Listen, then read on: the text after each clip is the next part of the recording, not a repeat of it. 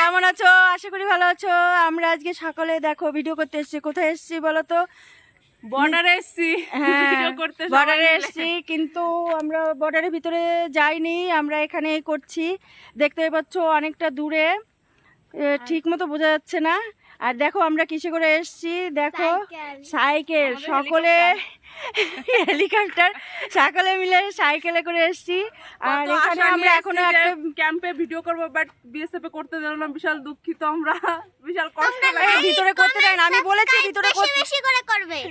Video করতে দেয় না ভিতরে, আমি বলেছি দাও, আমার কথা মানে বিশ্বাস করেনি, সেই জন্য এসছে আর আমাকেও নিয়ে এসছে। আমিও এসছি ওদের কথা শুনে।